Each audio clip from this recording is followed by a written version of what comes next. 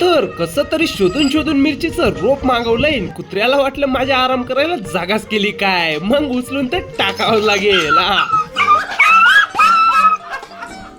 आणि घाबरू नका, एक पाव देऊन आपली भानगड मिटून बी टाकली. आणि सध्या आहे ना भाऊ, आपली मिरची बी लावली गेली ना, आपली मेथी बी टाकली गेली. मग पप्पा म्हणत होते आपला आता सर्व लावलं गेलं, आता कोथमीरच राहिली, ती बी टाकून देऊ म्हणे. म्हटलं मग आप लगाते रहो हम बारीत देते रहेंगे. आणि सुरुवातला टेलरला पोतडी का बांधता येईल हे समजत नव्हतं, पण नंतर समजलं की याच्याने गोट लय भारी पडतात, डायरेक्ट पैसा वसूल. आणि सध्या तर पाईपलाईन लीक अशा पटपट होत आहे, तशी ऑफरच लागली, एक मागे एक फ्री. आणि या पाईपलाईन लीक काढता काढता माझे इतके हाल झाले ना भाऊ, तर डायरेक्ट नादच करा. आणि त्याच्यामध्ये आमचं गाव लाखात भारी, आखी नाखी थीम नदीमध्ये होती. आणि तुम्हाला सांगतो, शेतकऱ्याच्या आयुष्यामध्ये काम बी असतंय, तेवढीच मजा पण असते बर का.